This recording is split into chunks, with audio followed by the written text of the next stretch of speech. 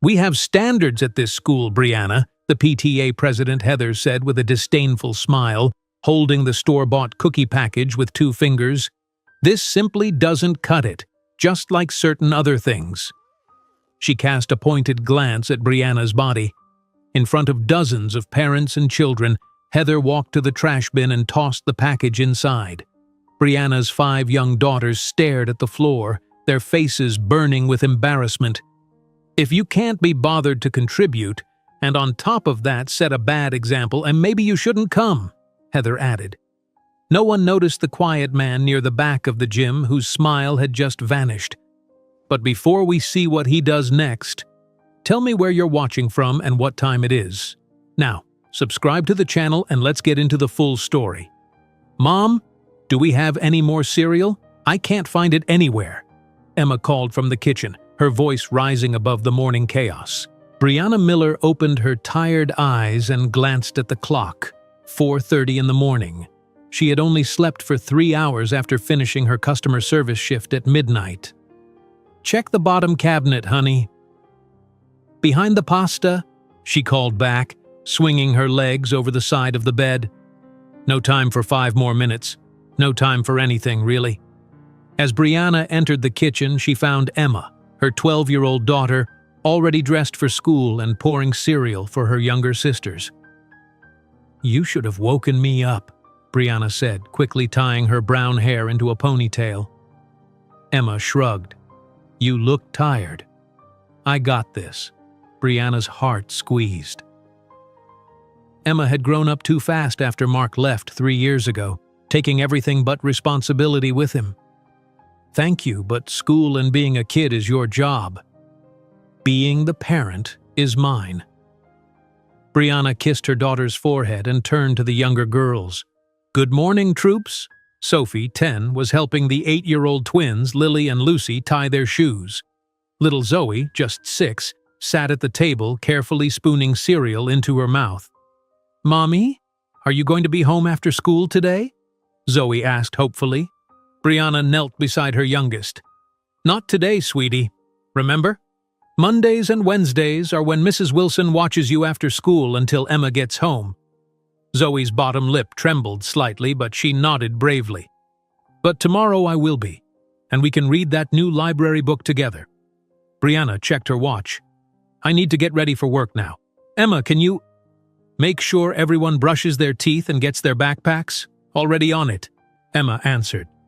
Brianna showered in exactly 4 minutes, threw on her waitress uniform, and grabbed an apple for breakfast. By 5:15, she was kissing each daughter goodbye as Emma prepared to walk them to the school bus stop later. "Love you all. Be good. Learn something amazing," Brianna called as she rushed out the door of their small, tidy house in Westfield, Connecticut. The morning drive to Maple Street Diner took 12 minutes. Brianna used that time to mentally prepare for her day, waitressing until 2 o'clock, then driving directly to Westfield Medical Center for her receptionist job until 7, followed by 3 hours of customer service calls from home after the girls went to bed. At the diner, Brianna tied her apron and greeted Tom, the cook who had worked there for 20 years. "Morning, Tom. Ready for another day of pancake perfection?" Tom grunted but smiled. "Coffee's fresh. You look like you need it." The morning rush began at 6:30 exactly. Brianna moved efficiently between tables, pouring coffee, taking orders, and delivering food with a smile that hid her exhaustion. "Morning, Mrs. Johnson. The usual today?" she asked a retired teacher who came in every Monday. "Yes, dear. And how are those beautiful girls of yours? Growing too fast? Sophie lost another tooth yesterday." Brianna continued her rounds, making each customer feel welcome despite having only 3 hours of sleep. This was her life now. Constant movement, constant work, constant worry about making ends meet. At 8:15, the bell above the door jingled. Brianna glanced up to see a man she didn't recognize. Tall, with salt and pepper hair, wearing simple but obviously expensive clothes. "Table for one?" she asked, grabbing a menu. The man nodded. "Somewhere quiet, if possible." Brianna led him to a corner booth. "Coffee? Please." His voice was deep but gentle. "And whatever breakfast special you recommend." As the morning continued, Brianna noticed the man watching her interactions with other customers. Not in a creepy way, but with genuine interest. When the rush slowed around 10, she returned to refill his coffee. "Everything okay with your meal?" she asked. He nodded. "Perfect. You're very good with people." Brianna smiled. "Part of the job." "No," he replied. "It's more than that. You remember everyone's names. You asked about Mrs. Johnson's grandson and reminded Mr. Collins about his doctor's appointment." Brianna shrugged. "They're not just customers. They're people with lives." The man extended his hand. "I'm James Parker, just moved to Westfield last month." Brianna Miller. She wiped her hand on her apron before shaking his. "Welcome to town. What brings you here?" "A change of pace. I sold my technology company and needed somewhere quieter than New York City." Brianna raised an eyebrow. "Westfield is definitely quiet." James laughed. "That's what I'm counting on." The next day, James returned to the diner, sitting in the same booth. And the next day, and the day after that. He always came during mid-morning when the rush had slowed, always ordered the breakfast special, and always tipped generously. On his fifth visit, when the diner was empty, Brianna found herself talking more with him. "So you have 5 daughters?" James asked, looking impressed. "Yes. Emma is 12, Sophie is 10, the twins Lily and Lucy are 8, and Zoe is 6. "And you work 3 jobs, he stated, not as a question. Brianna stiffened slightly. "I do what I need to do. I admire that," James said simply. "No judgment here. My mother raised me alone while working multiple jobs." Something in his tone made Brianna relax. "It's not easy, but they're worth every second." "Would you—" James hesitated. "Would you like to get coffee sometime? When you're not working?" Brianna studied him for a moment. He was obviously wealthy, handsome, and seemed genuinely kind. But dating? She hadn't dated anyone since Mark left. "I don't have much free time," she said honestly. "I understand." He nodded, not pushing. "But," Brianna surprised herself, "I have 30 minutes after my shift tomorrow. There's a cafe next door." James smiled. "I'll be there." That coffee turned into a real date the following week and then another. James was different from anyone Brianna had met. Thoughtful, intelligent, and completely unfazed by her hectic schedule. When he learned she had never finished college, he didn't judge. When her phone rang during dinner because Zoe was running a fever, he drove her immediately to pick up her daughter and showed genuine concern. After 2 months of quietly dating, Brianna still hadn't told her daughters. Each disappointment in their young lives weighed on her conscience, and she couldn't risk introducing someone who might not stay. One evening, while checking her daughters' backpacks for school notices, Brianna found a bright pink flyer in Sophie's folder. "What's this, Soph?" she asked, reading the heading. "Westfield Elementary Spring Fundraiser." Sophie looked up from her homework. "Mrs. Thompson says all parents need to help. There's a sign-up sheet." Brianna read the flyer carefully. The fundraiser was next Friday evening. Parents were expected to contribute refreshments or volunteer time. "I can sign up for cookies," Brianna said, already mentally calculating when she could possibly bake them. "Do you need me to be there?" Sophie nodded eagerly. "Everyone's parents will be there, and Mrs. Thompson said homemade stuff is best. Heather Thompson, the PTA president whose designer clothes probably cost more than Brianna's monthly rent. The woman who always looked at Brianna with barely disguised pity during school pickup. "I'll be there," Brianna promised, writing her name on the cookie sign-up sheet. "Homemade cookies it is." That night, after tucking her daughters into bed, Brianna reviewed her schedule for the following week. With a sinking feeling, she realized she was working double shifts at both jobs on the days before the fundraiser. When would she possibly have time to bake cookies? Brianna checked her bank account on her phone. Not enough extra to call out sick from either job. She would simply have to make it work, as she always did. Perhaps she could bake after her second shift. even though that would mean staying up all night. As she set her alarm for 4:30 the next morning, her phone buzzed with a text from James. "Good night. Hope you get some rest." Brianna smiled tiredly. She hadn't told James about the fundraiser yet. Perhaps she would see him at the diner tomorrow. With a deep sigh, she set down her phone and turned off the light, her mind already racing with thoughts of work schedules, homemade cookies, and how to make everything fit into too few hours of the day. Brianna stared at her calendar with growing panic. Double shifts at both jobs on Thursday and Friday meant absolutely no time to bake homemade cookies before the fundraiser. She would have only 4 hours of sleep between her last shift and the event itself. "Maybe I can buy ingredients and bake them in the school kitchen right before," she mumbled to herself, knowing it was impossible. The next 2 days passed in a blur of work. At the diner, Brianna moved between tables on automatic pilot, her body aching with exhaustion. "You look dead on your feet," said Tom from behind the grill on Friday morning. "Thanks, that's exactly what every woman wants to hear," Brianna replied, grabbing 2 plates of pancakes. "Just saying you might need a day off soon." Brianna shook her head. "Can't afford it, not with the school fundraiser tonight." Her phone buzzed. A text from James. "Good luck today. Call me after the fundraiser?" She smiled tiredly. James had been away on business in New York for 3 days. She hadn't told him about her cookie problem, not wanting to sound like she was fishing for help. By 5:30 that evening, Brianna finished her receptionist shift at Westfield Medical Center. Her eyes burned from lack of sleep and her legs felt heavy. The fundraiser started at 6:30. "No time," she muttered, driving toward Westfield Elementary.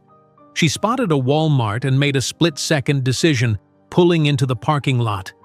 Inside, Brianna rushed to the bakery section and found a plastic container of chocolate chip cookies.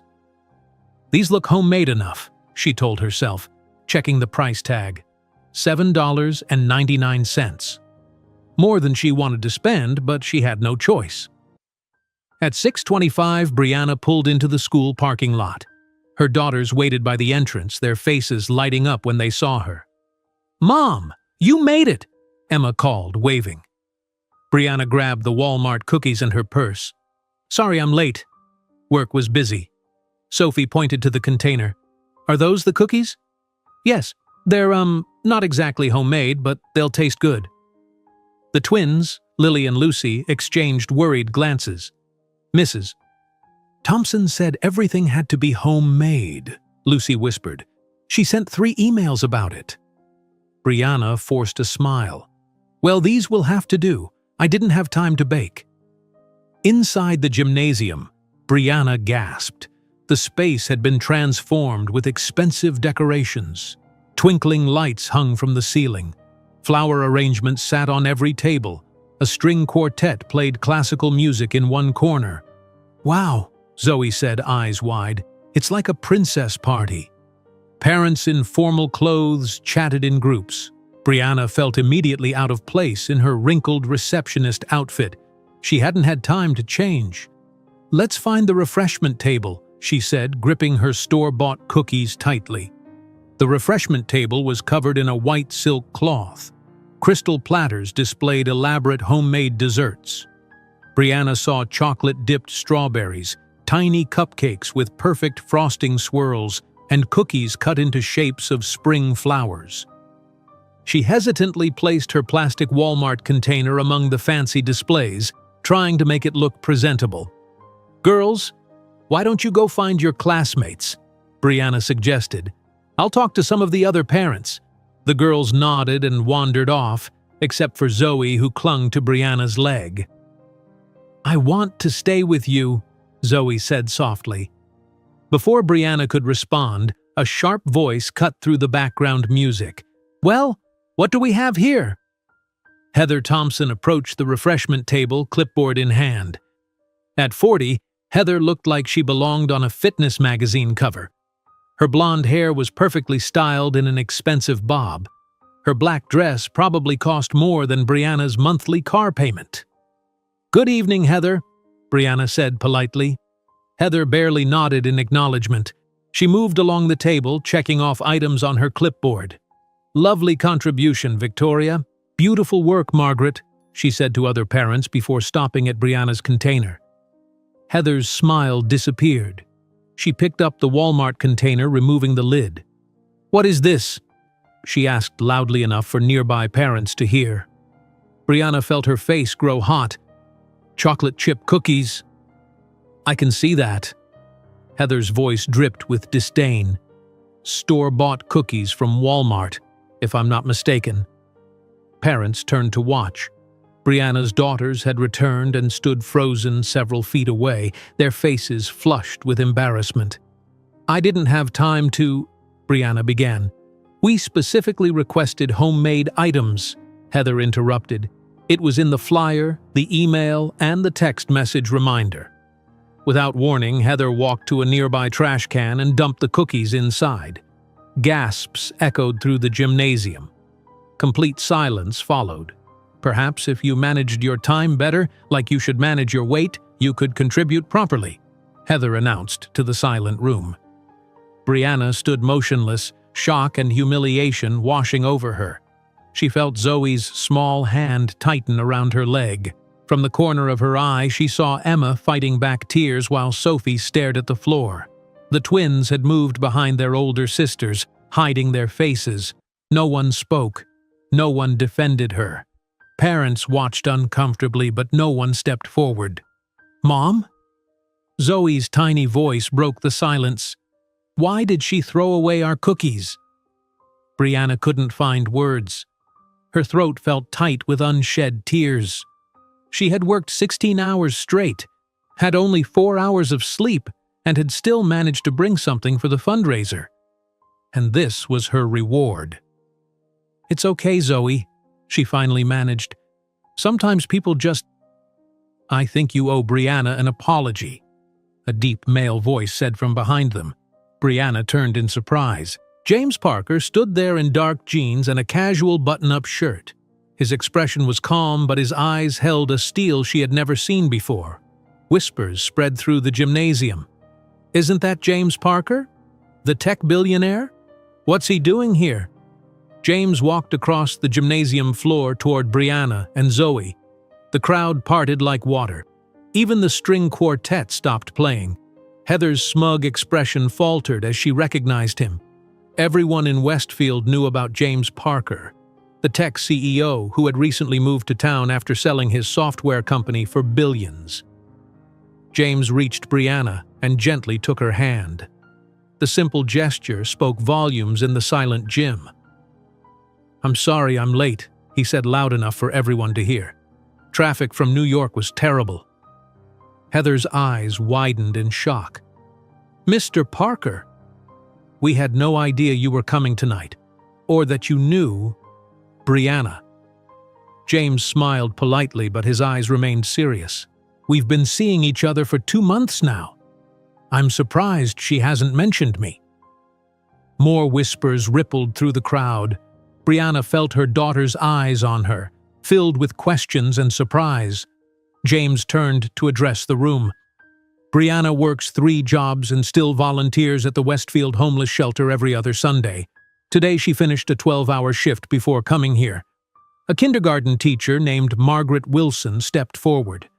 "Heather, I think you owe Brianna an apology." Heather's face flushed red. "I was simply upholding our standards.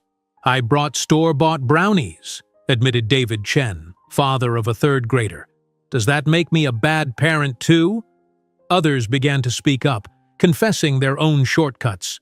Victoria Simmons raised her hand.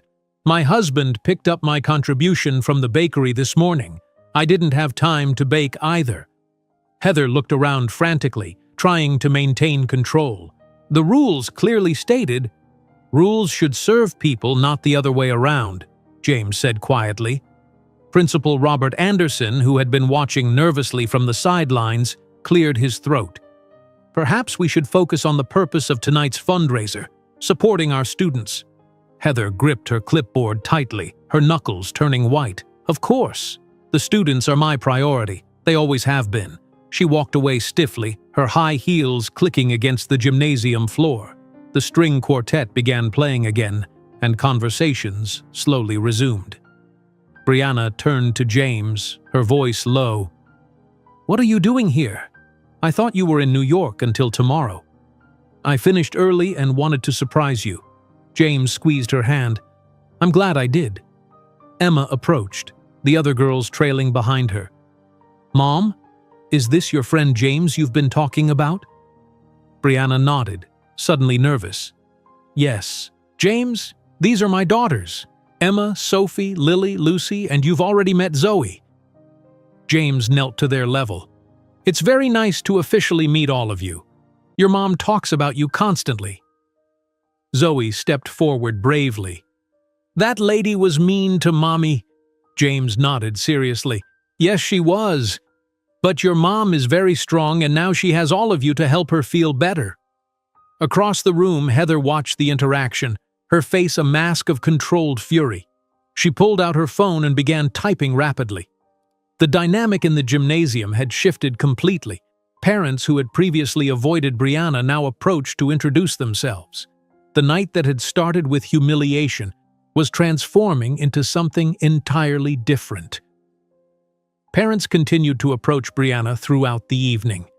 Many introduced themselves as if they had never seen her before, despite their children being in the same classes for years. "I'm Lisa Johnson, Tyler's mom," a woman in a blue dress said. "Your daughters are always so polite in the hallways." "Thank you," Brianna replied, still processing the sudden attention. James stayed by her side, his hand resting gently on her back. When Principal Robert Anderson approached, James extended his hand. "Mr. Parker, I'm Robert Anderson, the principal here at Westfield Elementary. We've heard so much about you since you moved to town." "All good things, I hope," James said with a smile. Principal Anderson laughed nervously. "Of course. Your reputation precedes you. I had no idea you were acquainted with one of our parents." "Brianna and I met at the diner," James explained. "Her honest, hard-working nature impressed me immediately." Principal Anderson nodded, his eyes darting between James and the refreshment table where Heather Thompson was speaking intensely with her group of friends. "Well, I hope you're enjoying our little fundraiser. The school desperately needs updated technology and building repairs." "I'd love to hear more about those needs sometime," James replied. After Principal Anderson moved on, Emma tugged at her mother's sleeve. "Mom, why didn't you tell us about him?" she whispered, looking at James. Brianna sighed. "It's complicated, honey. We can talk about it later." The rest of the evening passed in a blur. By 9 o'clock, Brianna gathered her tired daughters to head home. James walked them to their car. "Thank you," Brianna said quietly once the girls were inside the vehicle, "for standing up for me. Though I'm still shocked you're here."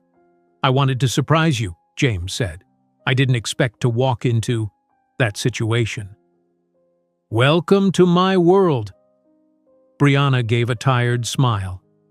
"This changes things, you know. Everyone will be talking about us now." James nodded. "I'm okay with that if you are." "I need to think about it," Brianna said honestly, "and explain things to the girls." "Of course. Call me tomorrow?" Brianna nodded and got into her car, 5 curious daughters waiting with dozens of questions. The next morning, Brianna woke to her phone buzzing with text messages from parents she barely knew. Most expressed support after Heather's behavior, but some seemed simply curious about her relationship with James. Emma sat at the kitchen table watching her mother check her phone. "So, James is your boyfriend?" Emma asked directly. Brianna put down her phone. "We've been seeing each other for 2 months. I wanted to be sure it was serious before telling you girls." "He seems nice," Emma said, carefully measuring her words. "But why would someone like him want to date someone like you?" Brianna felt the question like a punch. "What do you mean?" "He's super rich. You work at a diner." Emma shrugged. "That's what Madison told me after the fundraiser. Her mom said you were probably after his money." "Madison, Heather Thompson's best friend's daughter." "That's not true," Brianna said firmly. "I didn't even know James was wealthy when we first met." Sophie walked into the kitchen, followed by the twins. "Are you going to marry the rich man?" Lucy asked. "Penelope told everyone at school you were." Brianna closed her eyes briefly. Penelope Thompson, Heather's daughter. "No one is getting married," Brianna said. "James and I are simply dating, and I don't want you girls discussing our personal business at school." "Too late," Emma mumbled. "Everyone's already talking about it." Later that day, James called. "How are you doing?" he asked. "Apparently I'm either a gold digger or about to become a billionaire's wife," Brianna replied. "The school rumor mill works fast." James sighed. "I'm sorry. I didn't think about how this would affect you and the girls. It's not your fault. Heather Thompson would have found another reason to make my life difficult. I'd like to take you and the girls out today. Maybe for pizza and mini-golf? Give everyone a chance to get to know each other better." Brianna hesitated. "I have a customer service shift at 7. "I could help with that," James said carefully. "You know, financially. You wouldn't need 3 jobs if you'd let me—" "No!" Brianna interrupted. "I appreciate the offer, James, but I can't accept your money. I need to show my daughters I can stand on my own. Even if it means working yourself to exhaustion?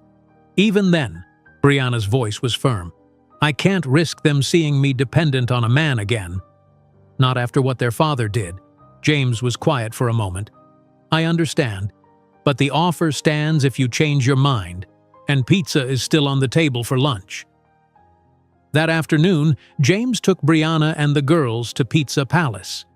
Initially, the girls were shy around him, but his easy manner soon had them opening up. "So you make computer stuff?" Sophie asked between bites of pepperoni pizza. James nodded. "I started a company that makes software for phones and computers."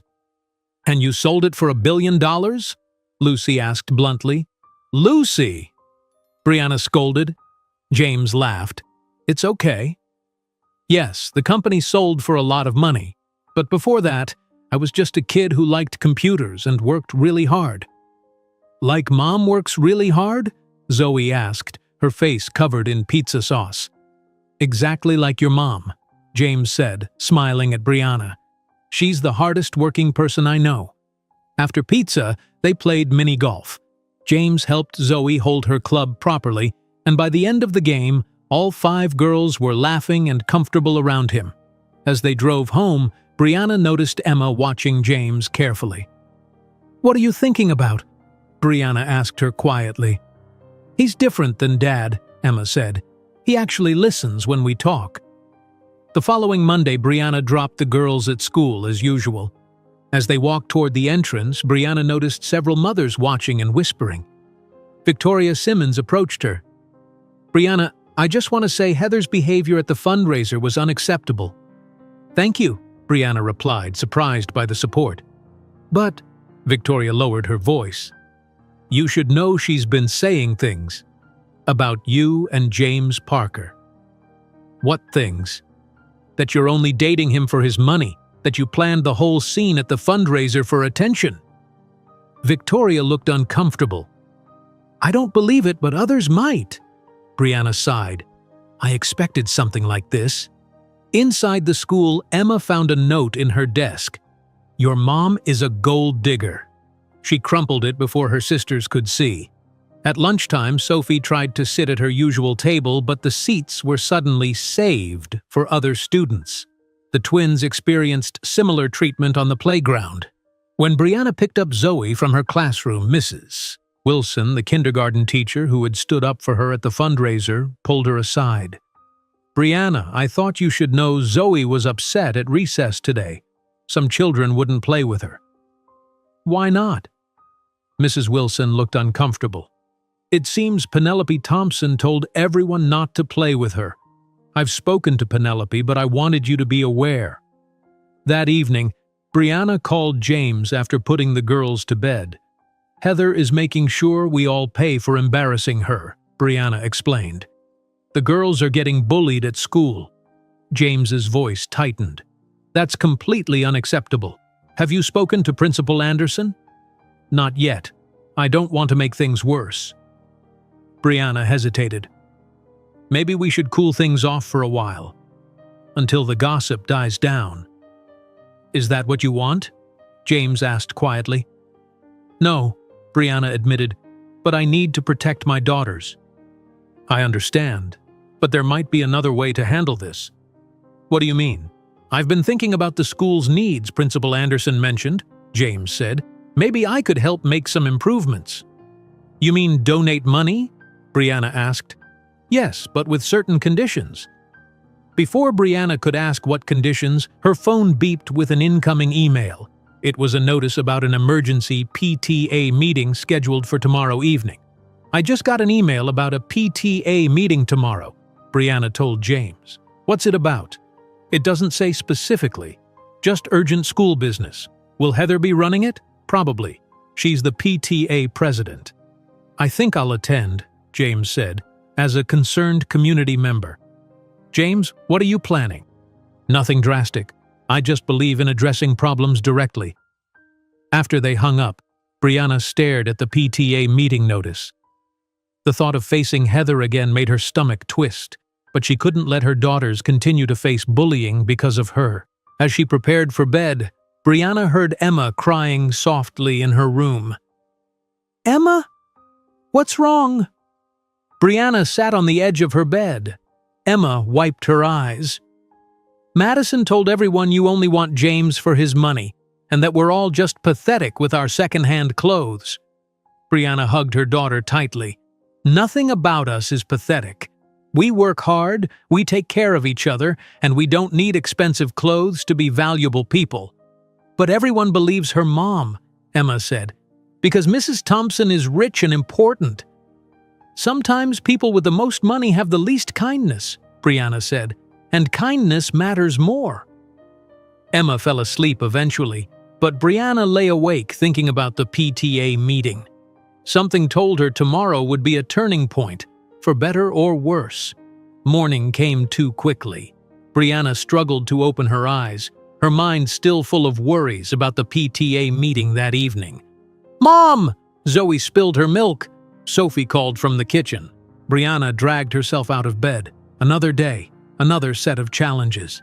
She found Zoe standing in a puddle of milk, her eyes wide with worry. "I'm sorry, Mommy," Zoe whispered. "It's okay, sweetie. Accidents happen." Brianna grabbed a dishcloth and knelt to wipe the floor. Emma entered the kitchen, her eyes still puffy from crying the night before. "Do we have to go to school today?" Emma asked quietly. Brianna looked up. "Yes, honey. We don't run from problems." "But everyone is being so mean," Lucy said, walking in with her twin sister Lily. "I know it's hard," Brianna said, standing up, "but I'm going to talk to Principal Anderson today and we're going to fix this." At the school drop-off, Brianna noticed the clear division among parents. Some offered small smiles and waves.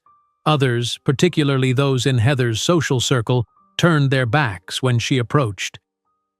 "Good morning, Brianna," said Margaret Wilson, the kindergarten teacher. "How are you holding up?" "We're managing," Brianna replied. "The girls are having a tough time with some of the other children." Margaret nodded. "I've noticed. I'm keeping an eye on Zoe in my class. Principal Anderson is aware of the situation too." "Thanks, Margaret. I appreciate that." As they talked, a sleek black SUV pulled up to the curb. Heather Thompson stepped out, wearing designer exercise clothes and oversized sunglasses. She was immediately surrounded by 3 other well-dressed mothers. Heather glanced at Brianna and Margaret, then loudly said to her friends, "Some people will do absolutely anything for attention. Dating a billionaire when you can barely afford decent clothes? It's just sad." The women with Heather laughed, looking directly at Brianna. "Ignore them," Margaret said quietly. "They're just jealous." "Of what?"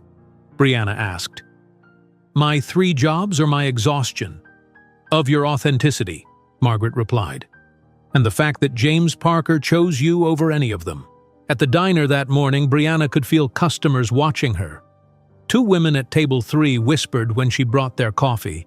An older man asked if she was that waitress dating the tech guy. During her break, she called Principal Anderson's office and scheduled a meeting for that afternoon before her medical center shift. "I'm worried about how my daughters are being treated," Brianna explained to Principal Anderson in his office later that day. Principal Anderson nodded, his gray hair catching the afternoon light from his window. "I've heard reports from several teachers. It seems some children are excluding your girls from activities." "Some children, or specific children?" Brianna asked directly. Principal Anderson looked uncomfortable. "We can't accuse anyone without direct evidence, but yes, Penelope Thompson and her friends appear to be the main instigators." "And have you spoken to Heather about this?" "I've tried," he sighed. "She insists Penelope is being unfairly targeted and that your daughters might be exaggerating to get attention." Brianna took a deep breath to control her anger. "My daughters don't lie for attention, Principal Anderson." "I believe you, Brianna. But Heather and her husband are major donors to this school. They funded our library renovation last year and the new playground equipment the year before. I have to tread carefully. So my daughters should suffer because Heather's money is more important than their well-being?" Principal Anderson had the decency to look ashamed. "Of course not. I'll speak to the teachers about monitoring the situation more closely, and perhaps after tonight's PTA meeting, things will calm down." "I doubt it," Brianna said, standing to leave. "But thank you for at least acknowledging the problem exists." At 5:30 that evening, Brianna's neighbor, Mrs. Garcia, arrived to watch the girls while Brianna attended the PTA meeting. "Good luck," Mrs. Garcia said. "My niece is a teacher's aide at the school. She says everyone is talking about tonight's meeting." "Great," Brianna muttered, grabbing her purse. "Just what I need. More attention." Emma followed her to the door. "Mom, be careful." Madison's mom has lots of friends. Brianna hugged her daughter. "I'll be fine, honey." "Try not to worry." The school gymnasium was packed when Brianna arrived. She immediately noticed the seating arrangement. Heather's supporters filled the front rows, while parents who had shown kindness to Brianna sat toward the back. She found an empty seat next to David Chen, who had admitted to bringing store-bought brownies at the fundraiser. "Quite a turnout," David whispered. "Everyone wants to see the showdown." "There won't be a showdown," Brianna replied. "I just want this drama to end so my daughters can go to school in peace." David glanced toward the door. "Well, that might be difficult now." Brianna turned to see James entering the gymnasium. As always, heads turned and whispers followed him. He spotted Brianna and walked directly to her. "Is this seat taken?" he asked, indicating the empty chair beside her. "It is now," she replied. "Though you might want to reconsider. Sitting with me seems to be social suicide lately." James sat down, his shoulder touching hers. "I've never cared much for following the crowd." Heather and Principal Anderson sat at a table facing the parents. Heather wore a perfectly tailored blue dress and kept her expression neutral, though her eyes narrowed slightly when she saw James. "Thank you all for coming to this emergency PTA meeting," Principal Anderson began. "We have several important matters to discuss tonight." Heather leaned forward to her microphone. "Before we begin, I'd like to address the elephant in the room. It has come to my attention that certain rumors and tensions have developed within our school community." Brianna felt dozens of eyes turn toward her. "While I won't name names," Heather continued, "I want to emphasize that Westfield Elementary has standards. Standards for behavior, for contributions, and for the types of families we want representing our school." James stiffened beside Brianna. "Furthermore," Heather said, "we need to focus on our upcoming fundraising goals. The spring fair is 6 weeks away, and we need reliable volunteers who can commit appropriate time and resources." Principal Anderson looked uncomfortable but said nothing to interrupt. "To that end," Heather continued, "I've reviewed our volunteer committees and made some adjustments. The updated list is being circulated now." A woman passed out papers to each parent. When Brianna received hers, she quickly scanned the volunteer assignments. Her name, which had been on the refreshment committee, was now completely absent. "You've removed me from the volunteer list?" Brianna said loudly enough for Heather to hear. Heather smiled thinly. "We need volunteers who can truly commit the necessary time. With your busy schedule, I thought it would be a kindness to relieve you of this obligation." "A kindness?" Brianna stood up. "I signed up for that committee weeks ago. I've already purchased supplies with my own money. The committee will reimburse you, of course," Heather said dismissively. "Now, moving on." "No." Brianna's voice was firm. "You can't just remove me because you don't like me." The gymnasium fell silent. Principal Anderson looked desperately between the two women. "I didn't remove you because I don't like you," Heather said coldly. "I removed you because your priority clearly isn't this school or its reputation.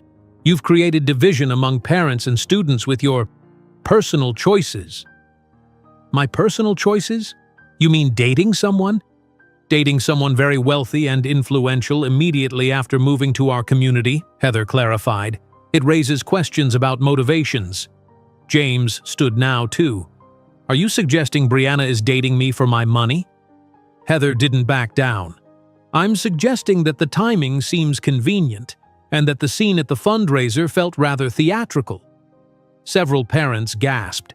Even some of Heather's supporters looked uncomfortable with this direct accusation. "How dare you?" Brianna said, her voice shaking slightly. "I work 3 jobs to support my daughters. I volunteer at the homeless shelter twice a month. I help with homework and attend every school event possible. And you think I have time to orchestrate some elaborate scheme?" Principal Anderson finally intervened. "Perhaps we should move on to other business." "No," James interrupted. "I think we need to address this now.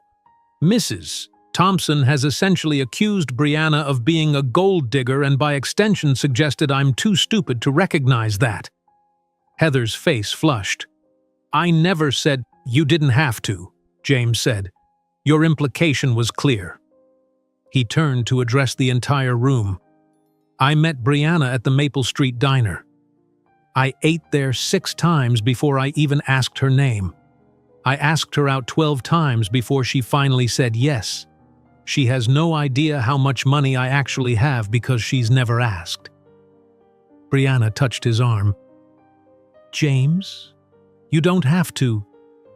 "I do," he said quietly to her before turning back to the crowd. "Brianna Miller is the most hard-working, genuine person I've ever met. And the fact that anyone would question her character says more about them than about her." The gymnasium was completely silent. Heather stared at them, her expression unreadable. After a long moment, Principal Anderson cleared his throat. "I think we should take a brief recess before continuing with our agenda. 10 minutes, everyone."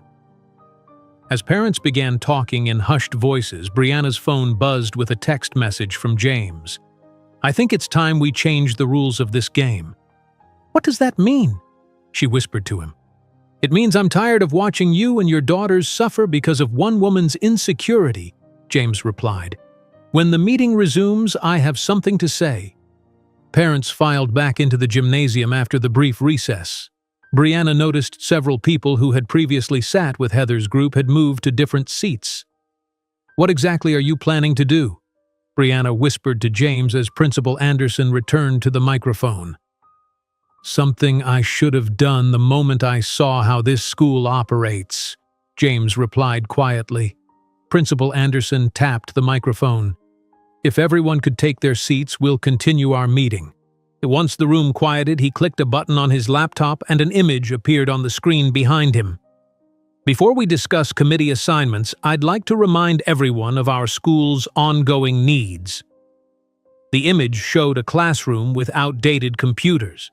He clicked again to display a leaking roof in the library, then a playground with broken equipment. "Westfield Elementary was built in 1982, Principal Anderson explained. "Many of our facilities haven't been updated since then. Our technology is outdated. Our after-school programs are limited by budget constraints." He clicked through more images showing peeling paint, cracked tiles, and ancient textbooks.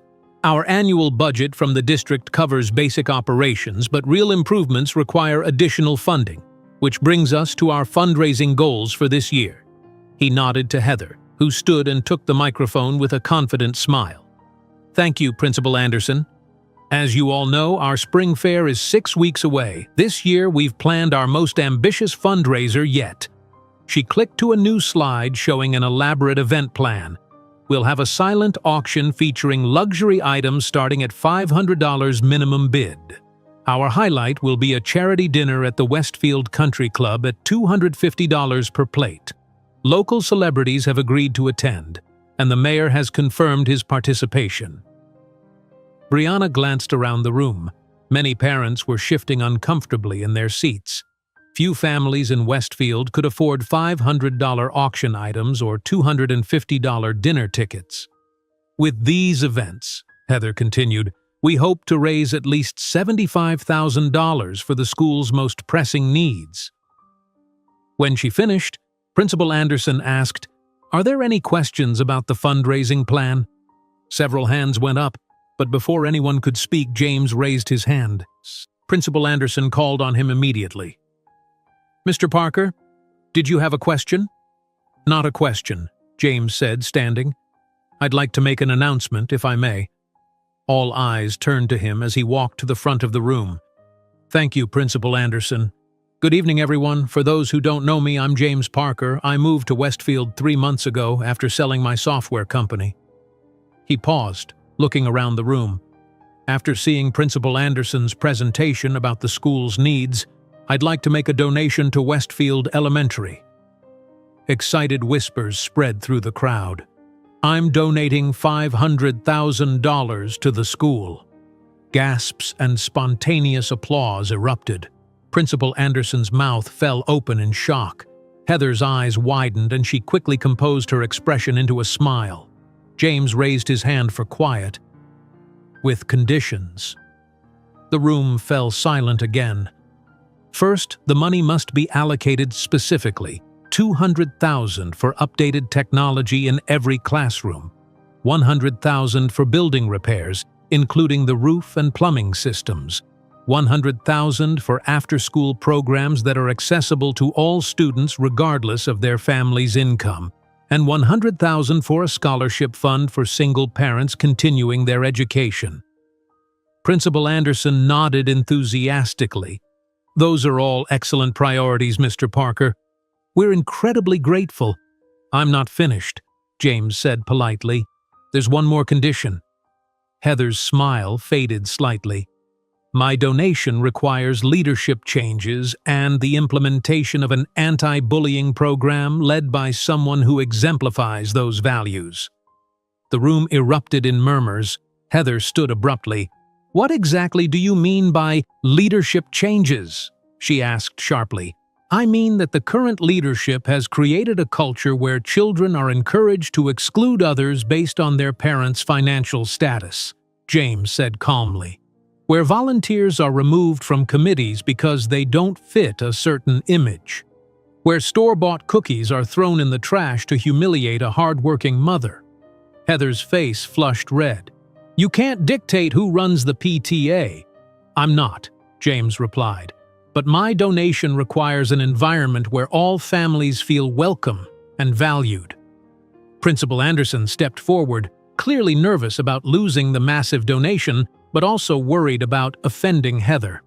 "Perhaps," he suggested carefully, "we should consider voting on new PTA leadership? That would be democratic and fair to everyone." Parents began nodding and talking among themselves.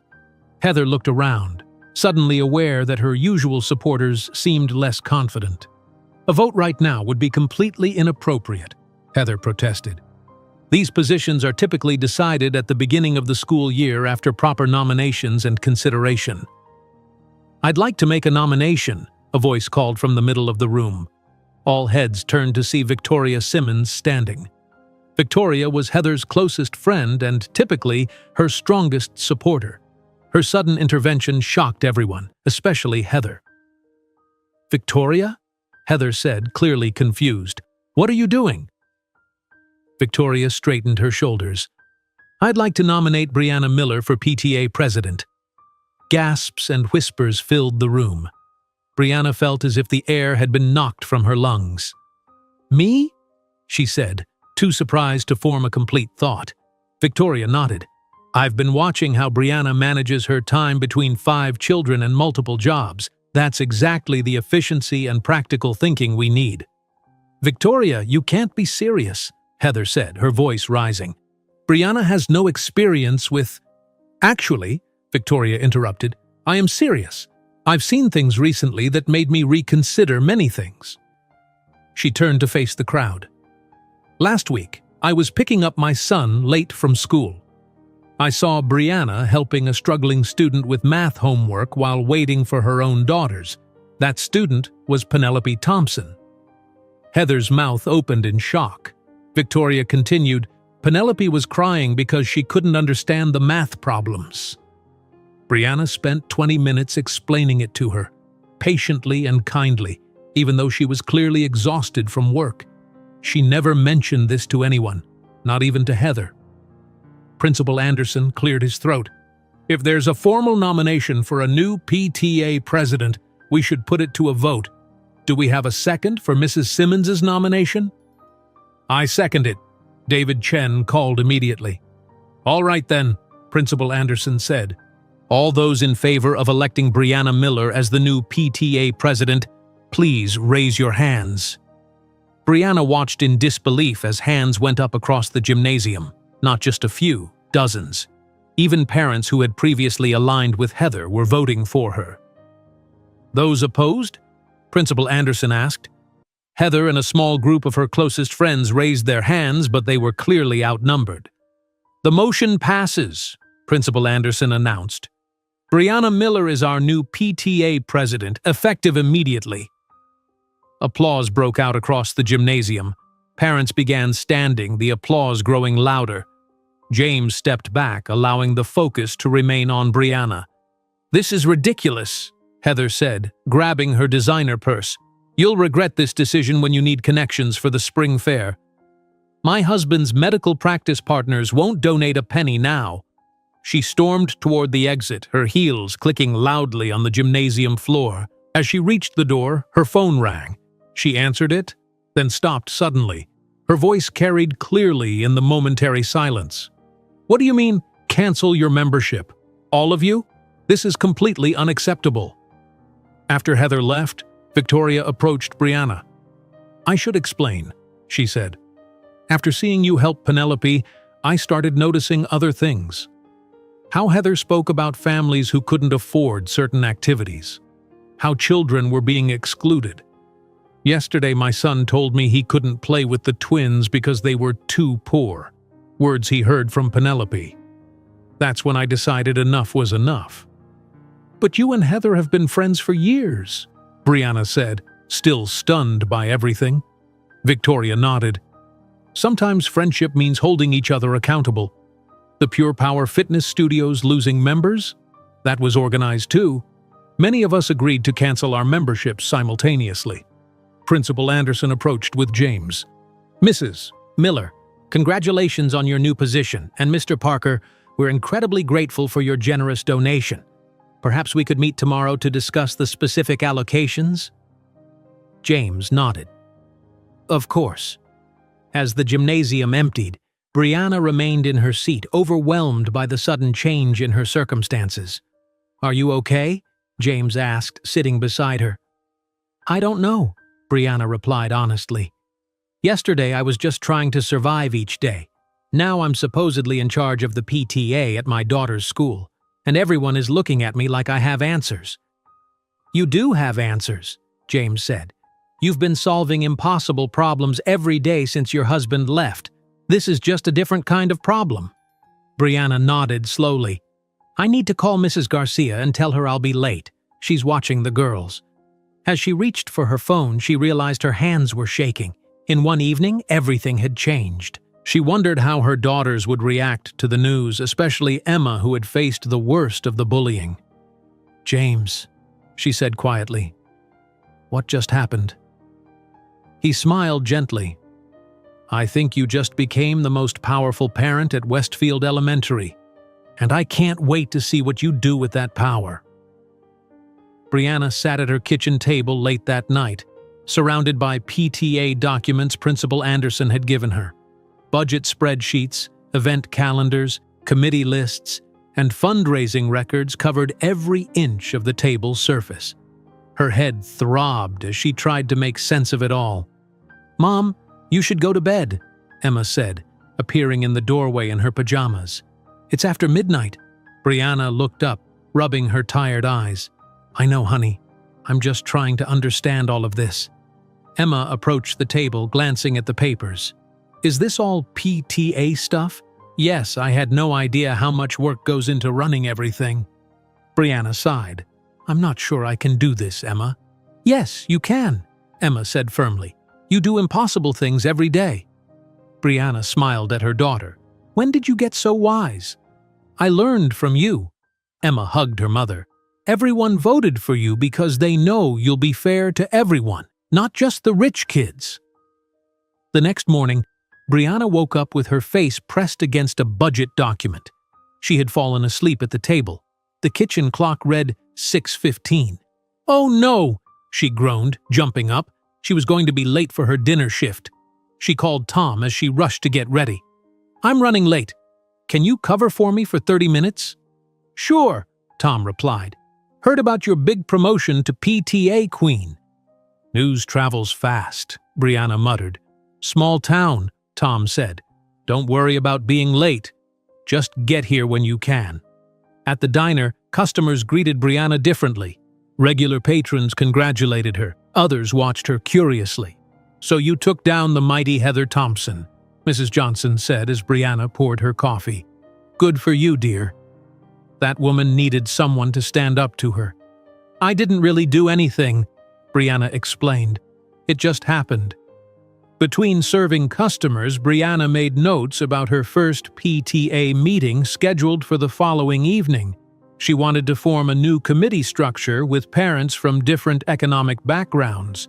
During her lunch break, she called Victoria Simmons. "Victoria, I'm still shocked by what happened last night," Brianna said. "Why did you really nominate me?" Victoria sighed. "I meant what I said about seeing you help Penelope. But there's more. Heather has been getting worse over the past year. More controlling, more judgmental. When I saw how she treated you at the fundraiser, something just clicked. No one should be humiliated like that." "Well, thank you for standing up. I hope we can work together on the PTA." "I'd like that," Victoria replied. "And Brianna?" Heather's fitness studio lost half its members overnight. The parents organized it together. After her diner shift ended, Brianna drove to Westfield Elementary for a meeting with Principal Anderson and James to discuss the donation. "We've already contacted contractors about the roof repairs," Principal Anderson explained, showing them blueprints in his office. "And I've requested quotes for new computers and science equipment." James nodded approvingly. "What about the after-school programs?" "That's where I'd like Brianna's input," Principal Anderson said. "As our new PTA president, what programs do you think would benefit the most students?" Brianna felt unprepared but spoke from her heart. "We need programs that don't require expensive supplies or special clothes. Art classes where basic materials are provided. Homework help for students whose parents work evenings. Sports that don't require expensive equipment." Principal Anderson made notes. "Excellent ideas. Very inclusive thinking."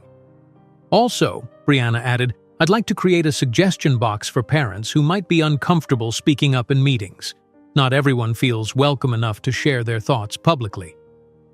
James smiled at her proudly. "That's brilliant." After the meeting, Brianna returned home to find her daughters doing homework with Mrs. Garcia. "How was school today?"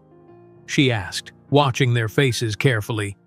"Better," Sophie said. "Madison still wouldn't talk to me, but other kids did." "My teacher announced that you're the new PTA president," Lucy added. "Everyone looked at me differently." "Good different or bad different?" Brianna asked. Lucy shrugged. "Just different. But Penelope Thompson didn't come to school today." Later that evening, Brianna held her first unofficial PTA meeting at her small house.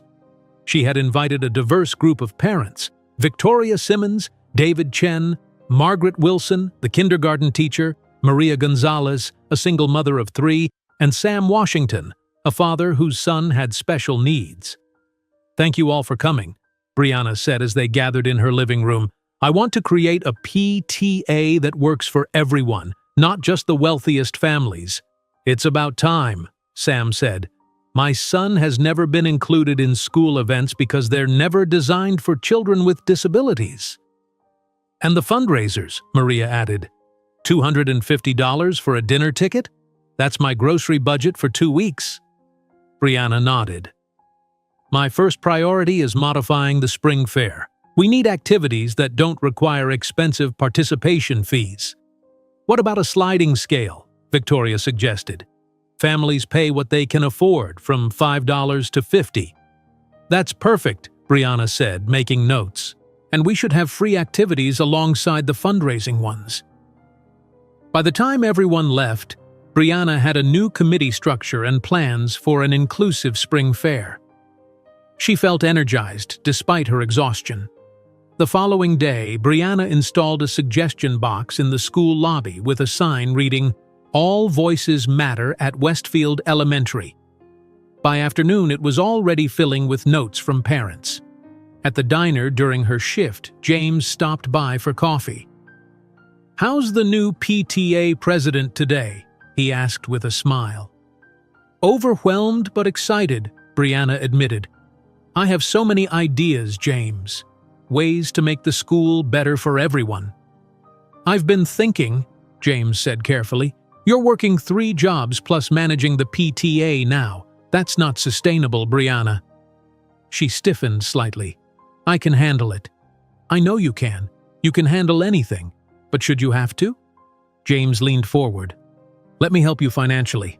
Just enough so you can quit one job." "James, we've talked about this." "Yes, and you keep saying no because you want to show your daughters you can stand on your own. I respect that, but you're running yourself into the ground." Brianna's face flushed. "I'm fine. This is my responsibility, not yours." "Caring about you makes it my concern," James replied, his voice rising slightly. "Last night you fell asleep on PTA documents. How can you be effective if you're exhausted all the time?" Other customers were starting to look their way. Brianna lowered her voice. "I won't be your charity case, James. I won't have my daughters thinking I found a rich man to solve our problems." James looked hurt. "Is that what you think I'm trying to do? Make you a charity case?" "No, Brianna stopped, realizing she'd hurt him. "I didn't mean it like that." "I think you did," James said quietly. He stood up, leaving money for his coffee. "Call me when you're ready to see that accepting help isn't the same as being dependent." He walked out, leaving Brianna standing there with an empty coffee pot in her hand and tears threatening to spill. That afternoon, Brianna nearly fell asleep during a meeting at the medical center. Her supervisor noticed. "Brianna, are you okay?" she asked. "You seem exhausted lately." "I'm fine, just busy with the new PTA position." Her supervisor nodded. "I heard about that. Congratulations. But maybe you should consider reducing your hours here. Your health matters too." Brianna smiled politely but didn't respond. She couldn't afford to reduce her hours, not if she wanted to keep paying the mortgage. That evening, Emma found Brianna crying in the bathroom. "Mom? What's wrong?" Brianna quickly wiped her eyes. "Nothing, honey." "Just tired." Emma frowned. "Did you and James have a fight?" "He didn't come for dinner like he usually does on Thursdays." "We had a disagreement," Brianna admitted. "About money?" Emma asked perceptively. "Sort of. He wants to help us financially so I don't have to work so hard. But I need to show you girls that I can take care of us on my own." Emma was quiet for a moment. "Why won't you let James help us, Mom?" Because I don't want you to think we need a man to rescue us." "We don't," Emma said simply. "We were okay before James, but maybe being strong also means knowing when to accept help." The next day, Principal Anderson called Brianna to his office. "I wanted to talk to you about the single-parent scholarship fund that James established," he said, sliding a brochure across his desk. "You should apply, Brianna. She shook her head. I can't take that money. It would feel wrong after everything that's happened. Principal Anderson leaned forward. Think of it this way. Having our PTA president further her education is an investment in the school's future leadership. It's not charity, it's practical. Brianna took the brochure reluctantly. I'll think about it. That night, after the girls were asleep, Brianna sat at the kitchen table with the scholarship application. Her hand trembled as she began writing about her educational goals. The phone rang, startling her. It was an unfamiliar number. Brianna answered hesitantly. Hello? Brianna, it's Heather Thompson. The voice sounded strange, quieter, less confident. Heather? Brianna was shocked. How did you get my number? School directory, Heather replied. Listen, I know this is unexpected, but I was wondering, could we meet? Just the two of us. No one else has to know. Brianna gripped her phone tightly, stunned by Heather's request. After several seconds of silence, she found her voice. Meet? Why would you want to meet with me? She asked. Heather sighed on the other end of the line. I need to talk to someone, and surprisingly, you're the person I want to talk to. Is this some kind of trick? Brianna couldn't keep the suspicion from her voice. No trick, just... Please, can we meet tomorrow morning? Somewhere private, where no one from Westfield will see us. Brianna thought for a moment. There's a coffee shop in Fairfield about 20 minutes from here, the Blue Cup on Maple Street. I know it, Heather said. 10 o'clock? Fine, 10 o'clock. After hanging up, Brianna stared at the scholarship application in front of her. What could Heather possibly want? Was this a plan to humiliate her again? Brianna almost called back to cancel, but something in Heather's voice had sounded genuinely distressed. The next morning, Brianna drove to Fairfield with knots in her stomach. Mrs. Garcia had agreed to watch the girls, thinking Brianna was meeting with James to make up after their fight. The Blue Cup was nearly empty when Brianna arrived. Only 2 college students typing on laptops and an elderly man reading a newspaper occupied the small space. Brianna ordered a simple coffee and found a corner booth away from the windows. 5 minutes later, Heather walked in. Brianna barely recognized her. Instead of her usual perfect appearance, Heather wore jeans and a plain sweater. Her hair wasn't styled, and she wore no makeup. Dark circles shadowed her eyes. Heather ordered a tea and joined Brianna at the booth. For a long moment, neither woman spoke. Thank you for coming, Heather finally said, her eyes on her teacup. Why am I here, Heather? Brianna asked directly. Heather took a deep breath. I owe you an apology. A real one, not a public performance to save face. Brianna waited, saying nothing. What I did to you at the fundraiser was cruel, Heather continued. Throwing away your cookies, humiliating you in front of everyone. It was inexcusable. Yes, it was, Brianna agreed. But somehow I don't think you asked me here just to apologize. Heather's eyes filled with tears. My life is falling apart, Brianna. My perfect-looking life is a complete disaster. What do you mean? Richard, my husband, is having an affair with his nurse. Has been for over a year. Everyone at the hospital knows. Heather wiped a tear away. He's filing for divorce next week. Brianna felt unexpected sympathy. I'm sorry, Heather. That's not all. Penelope has dyslexia, severe dyslexia. We just got the official diagnosis, but Victoria was right. You spotted it weeks ago when you helped her with math. I recognized the signs because Sophie had similar struggles, Brianna said. She gets extra help now. I should have noticed, Heather said, her voice breaking. But I was too busy maintaining appearances. Too busy running my stupid fitness studios, which are now failing because half the members canceled their memberships. Brianna watched as Heather's carefully constructed facade crumbled. Why me? Brianna asked. Why tell me all this? We're not friends, Heather. Heather looked up, her eyes red. Because you're real. You don't pretend to be something you're not. You work 3 jobs, raise 5 amazing daughters, and still find time to help a child who isn't even yours. I've been awful to you, and you still helped Penelope." "I didn't do it for you," Brianna said. "I did it for her." "I know. That's exactly my point." Heather took a sip of tea. "I targeted you because I was jealous." "Jealous? Of me?" Brianna couldn't hide her shock. "I work 3 jobs and can barely pay my mortgage." "I was jealous of your relationship with your daughters," Heather admitted. "They look at you with such love and respect. Penelope looks at me like I'm a stranger she's trying to please." Brianna was silent, processing Heather's words. "I don't expect you to forgive me," Heather said, "but I needed you to know the truth." Finally, Brianna spoke. "I appreciate your honesty, Heather, but the harm you caused didn't just affect me. My daughters were bullied because of you. Emma found notes in her desk calling me a gold digger. The twins were excluded from games at recess." Heather looked genuinely ashamed. "I know. Penelope told me what she and her friends did. I've never felt so disgusted with myself." "So what now?" Brianna asked.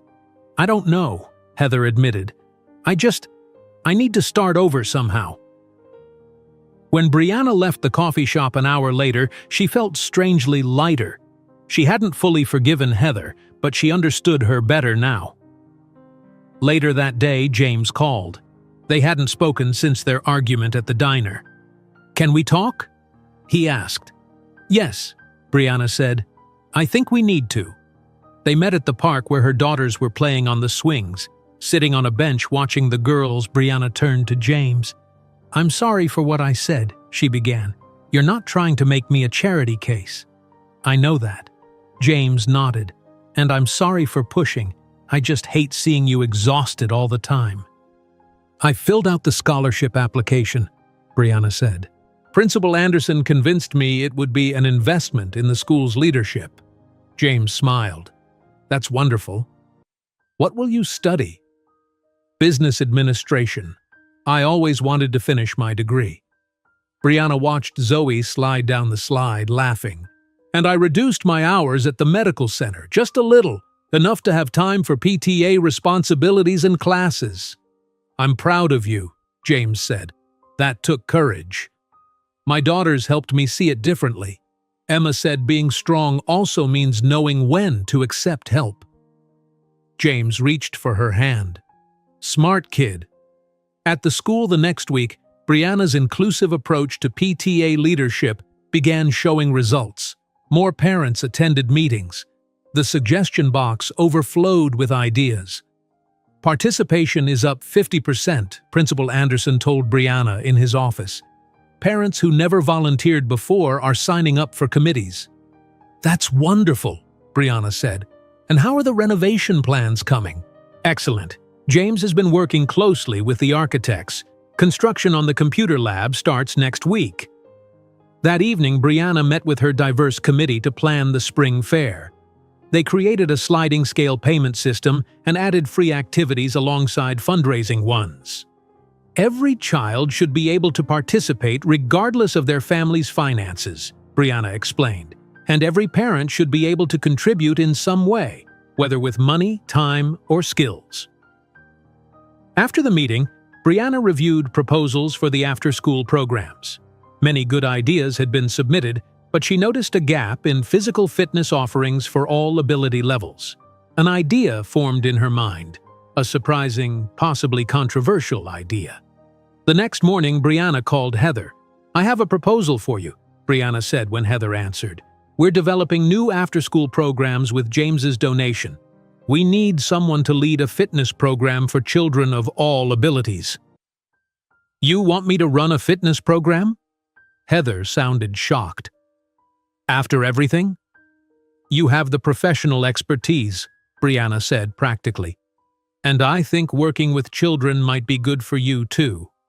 "Why would you do this for me?" "I'm not doing it for you," Brianna replied honestly. "I'm doing it for the students who will benefit from your knowledge."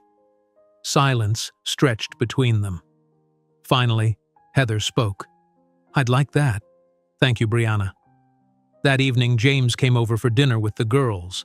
As they cleaned up afterward, Brianna told him about her decision to involve Heather. You offered Heather Thompson a position in the after-school program? James looked stunned. The same woman who humiliated you in front of everyone? People can change, Brianna said. I think she's genuinely sorry, and her fitness experience will benefit the children. James shook his head in amazement. You continue to surprise me, Brianna Miller. Before James could say more, Principal Anderson called Brianna's cell phone. His voice sounded urgent. Brianna, we have a problem. The school board is questioning James's donation and the recent leadership changes. Walter Reynolds, he's a board member and a close friend of Heather's husband, has called for an emergency community meeting next week to review everything. They can't do that, can they? Brianna asked, her heart sinking. They can. And they are. Reynolds is claiming undue influence from a wealthy donor and questioning the legitimacy of your position as PTA president. Brianna looked at James, who could tell something was wrong by her expression. We'll be there, she told Principal Anderson, and we'll be prepared. As she hung up, Brianna realized all the progress they'd made could be undone in a single meeting.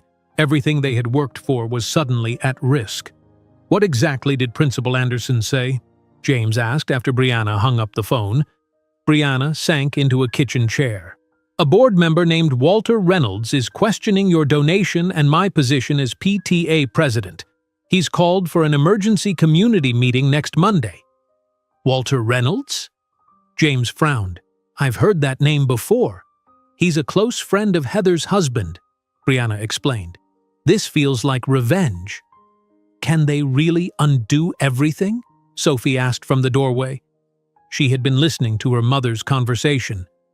Brianna gave her daughter a reassuring smile. Not if we don't let them, sweetie. Over the next 5 days, Brianna prepared for the board meeting. She stayed up late creating a presentation showing the positive changes already implemented, including increased parent participation and more inclusive events.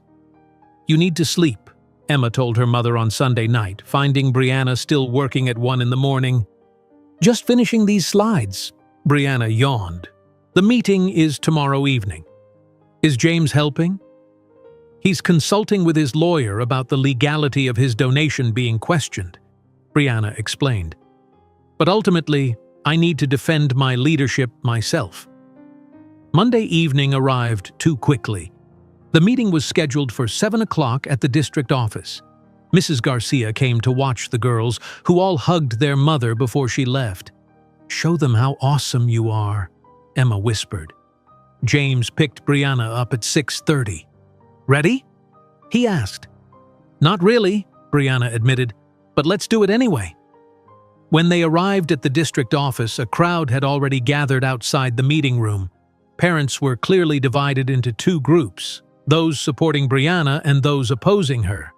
Victoria Simmons rushed over. Brianna, we've rallied as many parents as possible. At least 70 people are here to support you.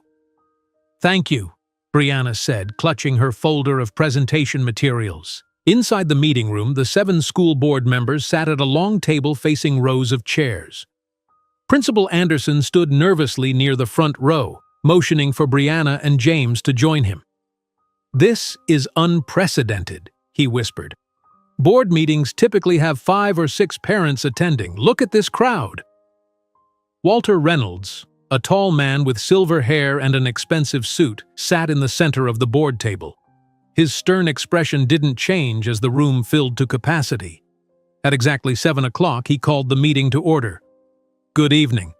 This emergency session of the Westfield School Board has been called to address certain procedural concerns at Westfield Elementary. He looked directly at Brianna and James. Specifically, we're reviewing the propriety of a $500,000 donation with attached conditions and the irregular change in PTA leadership that occurred 2 weeks ago. Principal Anderson was invited to speak first. He presented the school's needs and explained how the donation would address them. Our technology is 15 years outdated, he said. Our roof leaks in 6 different locations. The after-school programs have been underfunded for years. Mr. Parker's generous donation would solve problems we've struggled with for a decade. Walter Reynolds raised his hand. And the conditions attached to this donation? Specifically the demand for leadership changes? Mr. Parker didn't demand specific individuals be removed or appointed, Principal Anderson clarified. He requested an environment where all families feel welcome. The parents voted for new leadership themselves. A parent loyal to Heather stood up. My question is whether Mrs. Miller is qualified to manage such a large budget. She has no background in finance or administration. Brianna felt her face grow hot as whispers spread through the room. Reynolds nodded. A valid concern. Mrs. Miller, what qualifications do you have for this position? Brianna stood and walked to the podium. Her hands trembled slightly, but her voice remained steady. My formal qualifications include 2 years of business courses at community college before I had to leave school to support my family. My practical qualifications include managing a household budget that stretches 3 jobs' income to support 5 children. She looked around the room. But my most relevant qualification is understanding what families of all income levels need from their school because I've lived it. Brianna presented her plans for inclusive programming and transparent financial management. She showed data from the past 2 weeks, increased parent participation, more volunteer sign-ups, and positive feedback from families who previously felt excluded. As she finished, James was called to explain his donation. He stood confidently at the podium. My donation comes from a desire to improve educational opportunities for all students at Westfield Elementary, not just those from wealthy families. The conditions ensure the money benefits everyone, not just a select few. Walter Reynolds leaned forward. Mr. Parker, some might suggest your donation is an attempt to buy influence at the school, particularly given your relationship with Mrs. Miller. James's jaw tightened. My donation was planned before any relationship developed, and suggesting otherwise is not only incorrect but insulting to both of us. Nevertheless, Reynolds continued, the timing raises questions about propriety and undue influence. The tension in the room escalated as more questions were directed at Brianna and James. Parents began taking sides, voices rising. Just as the situation seemed to be spiraling out of control, the door at the back of the room opened. Heather Thompson entered, causing immediate whispers throughout the crowd. She wore a simple black dress, her expression serious as she walked down the center aisle. "Excuse me," she said, addressing Walter Reynolds. "I'd like permission to speak." Reynolds appeared surprised. "Mrs. Thompson, we weren't expecting you tonight." "I understand, but I have relevant information for this discussion." Reynolds nodded. "You may approach the podium." As Heather passed Brianna, their eyes met briefly. Heather gave a small nod before taking her place at the podium. "My name is Heather Thompson. Until 2 weeks ago, I was the PTA president at Westfield Elementary." She paused, looking around the room. "I came here tonight to tell the truth." The room fell completely silent.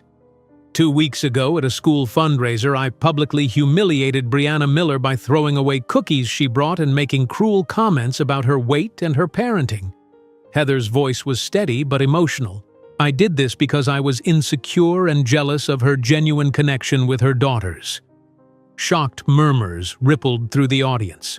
My behavior created a hostile environment that affected not just Brianna but her children as well. They were bullied because of my actions and my influence. Heather took a deep breath.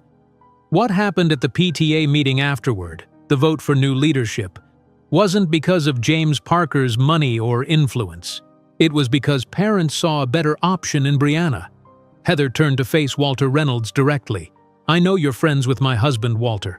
I know he asked you to call this meeting, but you should know the leadership change happened because I abused my position, not because of any improper influence." The board members exchanged glances, clearly surprised by this testimony. "Furthermore," Heather continued, "I want to publicly endorse Brianna Miller's leadership. In just 2 weeks, she has created programs that benefit all students, including my daughter Penelope."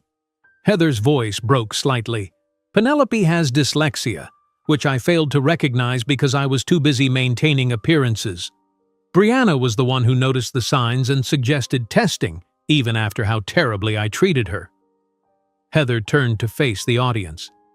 Brianna even offered me a position leading the new fitness program for children, knowing my professional experience could benefit the students. That's the kind of leader she is, one who puts children's needs above personal grudges. When Heather finished speaking, the room remained silent for several seconds. Finally, Walter Reynolds cleared his throat. "Thank you for your candid testimony, Mrs. Thompson." Penelope Thompson, who had entered quietly during her mother's speech, now stood. "I want to say something too." Reynolds nodded, surprised. "Go ahead, young lady." The 11-year-old walked to the front, standing beside her mother. "Mrs. Miller helped me with my reading when no one else noticed I was struggling. She didn't tell anyone I was crying. She just helped me." Penelope looked at Brianna. "And now I'm in the new reading program she started, and I don't feel ashamed anymore."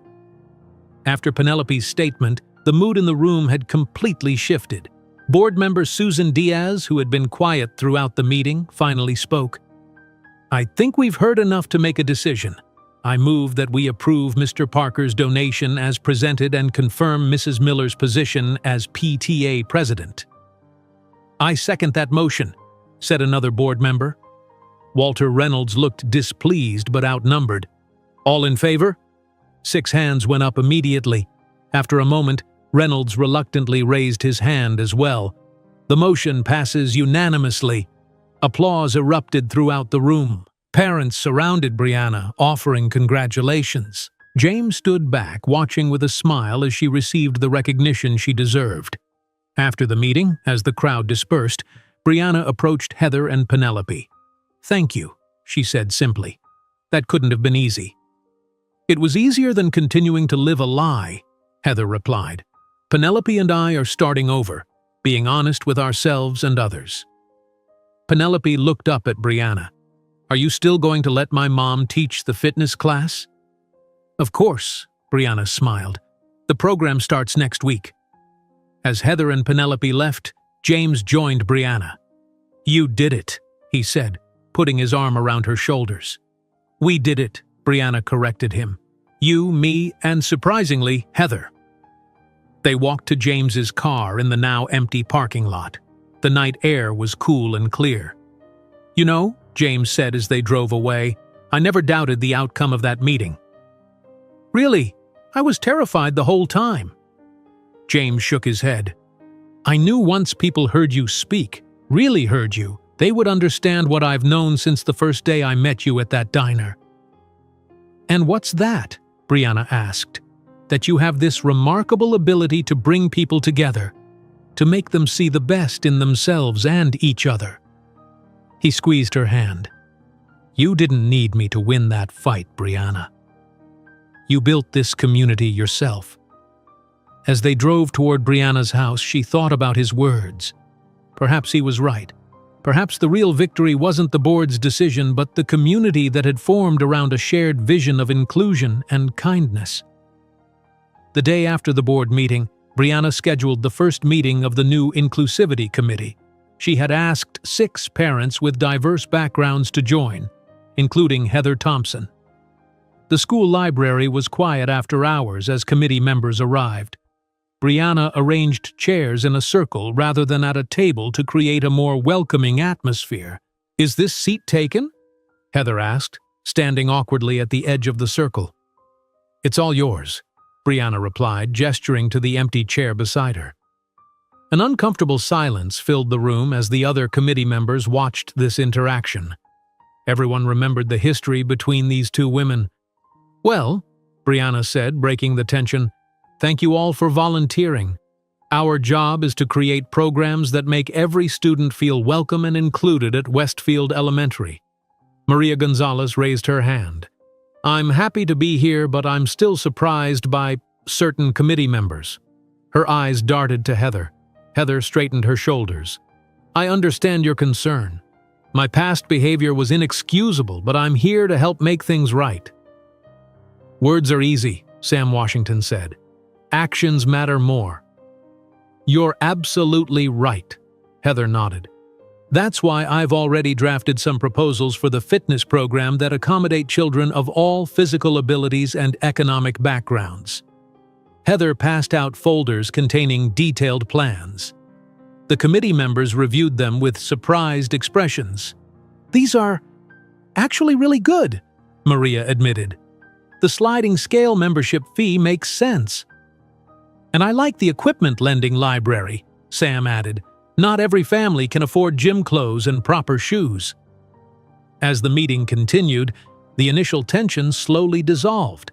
Heather's expertise in fitness programming complemented Brianna's understanding of family needs. By the end of the 2 hours, they had outlined 3 new inclusive programs. Great start, everyone, Brianna said as they wrapped up. Next week, we'll finalize the schedules. After the others left, Heather lingered. Thank you for this opportunity, Brianna. I know many people thought you were crazy to include me.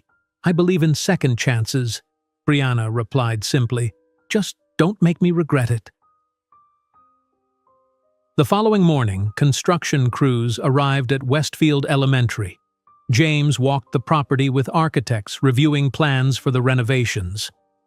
The computer lab will go here, the lead architect explained, pointing to an outdated classroom. We'll need to upgrade the electrical system first. And the roof repairs? James asked. We're starting those next week. Should take about 20 days to complete. Principal Anderson joined them, visibly excited. Mr. Parker, I can't thank you enough. These improvements will transform our school. Thank Brianna, James said. Her vision is driving all of this. Later that day, Emma approached her mother after school. Mom, Mrs. Wilson asked if I'd help with the new peer tutoring program. She says I'm good at explaining things to younger kids. Brianna smiled. That sounds wonderful, honey. Do you want to do it? Yeah, I do, Emma said thoughtfully. I like helping, and Mrs. Wilson says it will look good on college applications someday. College, Brianna repeated softly. Yes, it absolutely will. That evening, Brianna sat at her kitchen table with her own schoolwork. She had begun her first online business course through the scholarship program. The material was challenging after being away from school for so many years, but she was determined to succeed. Sophie sat across from her with her own homework. Is your class hard, Mom? A little, Brianna admitted, but hard things are often worth doing. 2 weeks later, Heather surprised everyone by bringing valuable connections to the Inclusivity Committee. At their third meeting, she announced, I've spoken with several local businesses.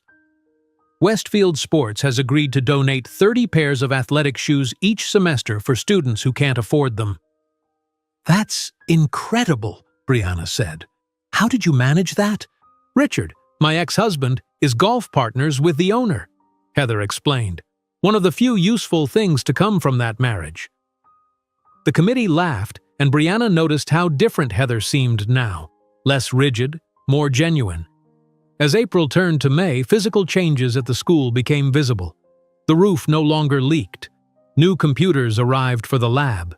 The playground equipment was repaired and expanded to accommodate children with disabilities. Brianna's daughters thrived in this new environment. The twins, Lily and Lucy, joined the after-school science program they previously couldn't afford. Little Zoe participated in a new reading circle led by a children's author who visited weekly. One evening, James visited Brianna's house for dinner and watched her complete a business assignment afterward. How are your classes going? He asked. Really well, Brianna said, unable to hide her pride. I got an A on my first accounting exam. James smiled. I'm not surprised. You're brilliant with numbers. I've seen your household budget spreadsheets. Brianna laughed. Necessity is a powerful teacher. Speaking of teaching, James said, I saw Heather working with a group of students today in the gymnasium. She was showing remarkable patience with a boy who was struggling to follow instructions. She's different now, Brianna observed. The facade is gone. People can change when they stop pretending to be perfect. At Heather's fitness studio across town, changes were happening there too. A new sign in the window read, "Pure Power Fitness, all bodies welcome." Inside, Heather had implemented a sliding scale payment system inspired by Brianna's inclusive approach. "We've gained 15 new members this month," her manager reported. "Most say they came because of our new community outreach programs." "And how many former members have returned?" Heather asked. 7 so far. It's a start." Meanwhile, Principal Anderson gave Brianna and Heather a tour of the half-completed renovations one afternoon. "The computer lab will be ready next week," he explained, showing them the new desks and wiring, "and the library renovations start on Monday." Heather ran her hand along a new wheelchair-accessible computer station. "This is wonderful." Penelope's friend Marcus uses a wheelchair. He's never been able to use the computers before. "That was Emma's suggestion, actually," Brianna said. "She noticed Marcus having difficulty reaching the old desks." Principal Anderson smiled at both women. "If someone had told me 3 months ago that you two would be working together so effectively, I would never have believed it." As they walked the halls, they passed Penelope and Emma sitting together in the library, heads bent over books. "They're study partners now," Heather explained, seeing Brianna's surprised expression. "Penelope struggles with reading, but Emma has been helping her develop strategies." "Emma didn't tell me that," Brianna said softly. "She's a remarkable girl." Like her mother.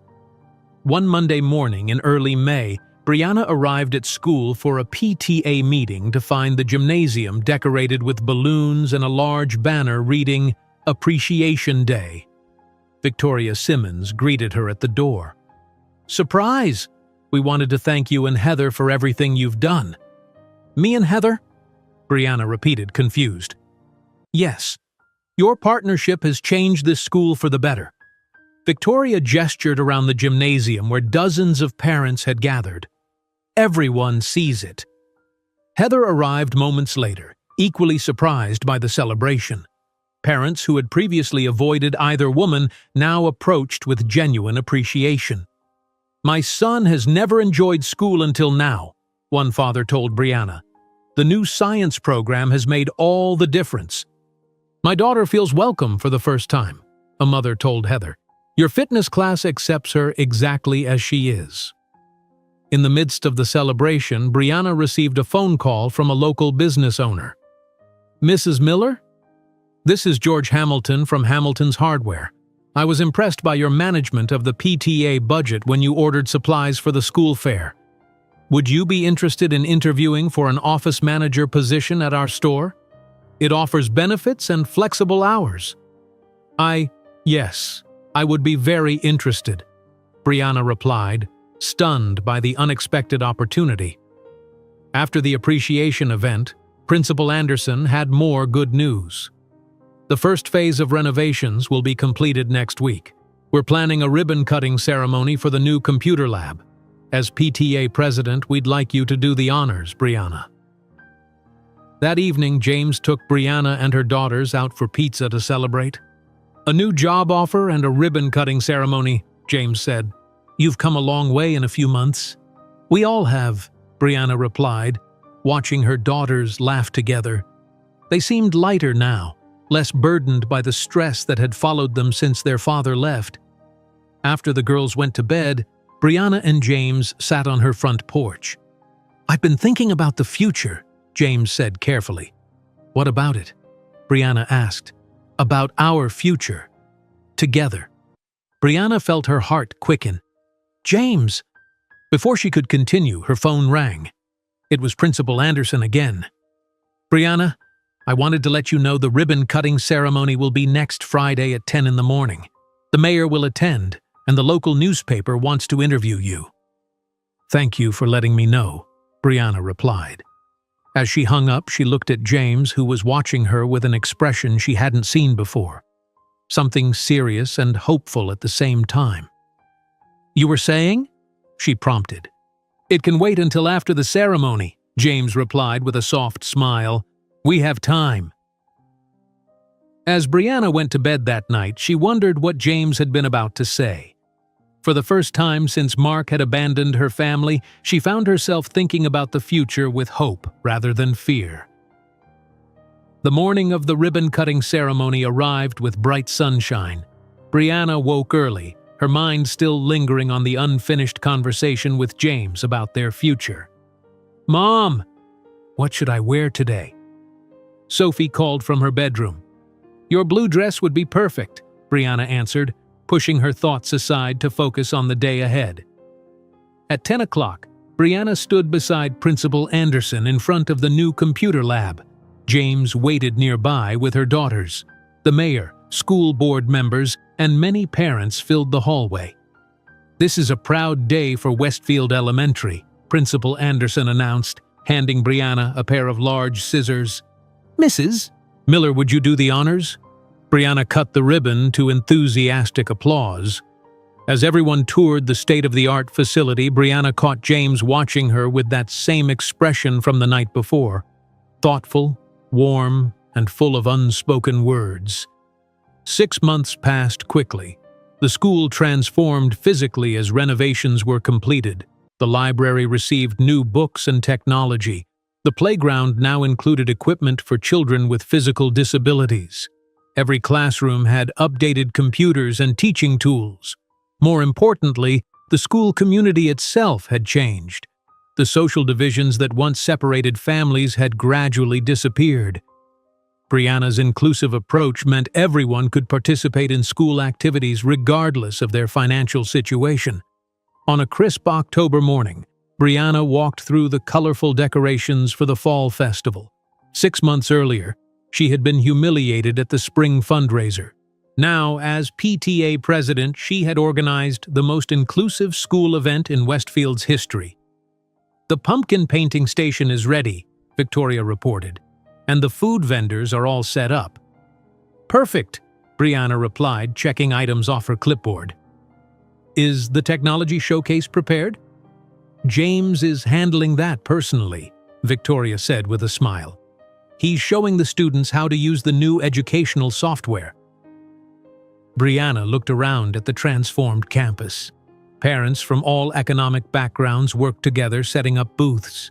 Children laughed on the new playground equipment. The atmosphere was entirely different from the tense, divided school she had known before. Emma approached her mother. "The student volunteers are all here, Mom. We're ready to help with the younger kids." Brianna hugged her daughter. "Thanks, honey. I'm so proud of your leadership with the peer tutoring program." Emma beamed. "I like helping. And guess what? Mrs. Wilson says I should consider teaching as a career someday." "You'd be wonderful at that," Brianna agreed. Across the schoolyard, Heather Thompson was setting up a fitness demonstration area. She wore simple exercise clothes and a friendly smile as she arranged equipment. "Need any help?" Brianna asked, walking over. "I think we're all set," Heather replied. "We've designed activities for children of all abilities today. Everyone gets to participate." "That's wonderful." Heather looked at Brianna thoughtfully. "Did I ever thank you properly? For giving me a second chance when no one else would?" "You didn't need to," Brianna said. "Your actions have shown your gratitude." As they talked, Penelope approached with a book in her hand. "Mrs. Miller, can I show you something?" she asked excitedly. "I finished reading this whole chapter book by myself." "That's amazing, Penelope," Brianna exclaimed. "Your hard work is really paying off." Penelope nodded proudly. "The special reading program helped a lot, and Emma explains things in a way that makes sense to me." Heather watched her daughter with tears in her eyes. 6 months ago, she was hiding her reading difficulties and crying over homework. Now she's proud of her progress. "You've changed too," Brianna observed. "You're focusing on what matters. Having your husband leave and your business nearly fail will adjust your priorities," Heather said with a wry smile. "But it was worth it. Penelope and I have a real relationship now." By 11 o'clock, the fall festival was in full swing. Families filled the schoolyard, enjoying games, food, and activities. The contribution table displayed a mixture of homemade and store-bought items, all presented as equally valuable options. James had set up an impressive technology showcase in the new computer lab. Students gathered around him as he demonstrated educational software. "This program adapts to each student's learning style," he explained to interested parents. "So, children who learn differently can still succeed." Brianna watched from the doorway, feeling a surge of pride. Not just in James, but in what they had accomplished together. 6 months ago, she had been working 3 exhausting jobs and struggling to keep her head above water. Now she worked only 2 jobs, the diner in the mornings and her new full-time position as office manager at Hamilton's Hardware, which offered benefits and flexible hours. Principal Anderson found Brianna as she supervised the festival activities. "This is exactly what our school needed," he said. "Look at everyone, all backgrounds, all income levels, enjoying themselves together." "It wasn't easy," Brianna admitted. "Change never is. Which makes your accomplishment even more remarkable." Principal Anderson handed her a small plaque. "The school board asked me to present this to you today. It recognizes your exceptional service to Westfield Elementary."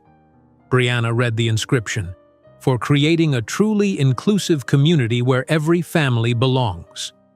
"Thank you," she said, genuinely touched. "You should know," Principal Anderson added, "that 3 other elementary schools in the district have asked about your inclusive fundraising model. Westfield Elementary has become a positive example for others." As the afternoon continued, Brianna spotted her daughters throughout the festival, Emma helping younger children with craft projects, Sophie selling handmade bracelets for the fundraiser, the twins playing games with former bullies, now friends, and little Zoe bouncing happily in the bouncy castle with children from all backgrounds. James appeared at her side. "You built something remarkable here," he said softly. "We all did," Brianna corrected him. "It took everyone working together." "But it started with you standing up for yourself that day," James reminded her. "When Heather threw away your cookies." Brianna smiled at the memory that no longer hurt. "Who knew store-bought cookies could change an entire community?" "I have something to tell you," Brianna said, turning to face James directly. "I've accepted the full-time position at Hamilton's Hardware. Full benefits, flexible hours that work with the girls' school schedule, and a significant pay increase." James's face lit up. "That's wonderful news! You've worked so hard for this." "There's more," Brianna continued. "I'm going to finish my business degree. The scholarship program makes it possible, and my new job will work around my class schedule." "I'm so proud of you," James said, taking her hand. They found a quiet corner away from the festival noise. Brianna could tell James wanted to return to their unfinished conversation from 6 months ago. "About what I was trying to say that night," James began. "About our future." "James," Brianna interrupted gently, "before you continue, I want you to know that I'm ready now. Ready to trust completely." "What changed?" James asked. "Everything," Brianna smiled. 6 months ago, I was afraid to depend on anyone. I thought being strong meant doing everything alone. Now I understand that real strength is building connections with others, and nobody has shown me that more than you." James took both her hands in his. "Brianna Miller, I love you. I love your strength, your kindness, your determination. I love your 5 amazing daughters, and I want to build a life with all of you, if you'll have me." "Is this a proposal?" Brianna asked, her heart racing. "Not yet," James smiled. "That will come when the time is right. This is a promise, that I'm in this for the long haul." "So am I," Brianna said, leaning forward to kiss him. When they returned to the festival, Heather approached them with a plastic container in her hands. "I made these myself," she said, opening the lid to reveal slightly burned chocolate chip cookies. "My first attempt. Would you like to try one?" The symbolism wasn't lost on Brianna. 6 months ago, Heather had thrown away Brianna's store-bought cookies to humiliate her. Now she was offering her own imperfect, homemade attempt. "I'd love one," Brianna said, taking a cookie. She bit into it. "They're actually pretty good." Heather laughed. "You're being kind." They're terrible. But I'm learning." "Aren't we all?" Brianna said, making room for Heather at their table. As the festival came to a close, Principal Anderson called everyone together for a community photograph in front of the school's new sign, Westfield Elementary, where every family belongs. Families gathered, standing side by side without the invisible barriers that once separated them. Brianna stood between James and Heather, once bitter enemies, now partners in transformation. "Everyone smile," the photographer called. Emma slipped her hand into her mother's. "Are you happy, Mom?" she whispered. Brianna looked around at her daughters, at James, at the community they had built together. "Yes," she answered honestly. "Happier than I've been in a very long time." The camera flashed, capturing not just a group of people, but the power of what happens when kindness overcomes division, when inclusion replaces exclusion, and when a community decides that everyone belongs. If you enjoyed today's video, I'm sure you'll love the next one. Don't waste time. Just click on the screen.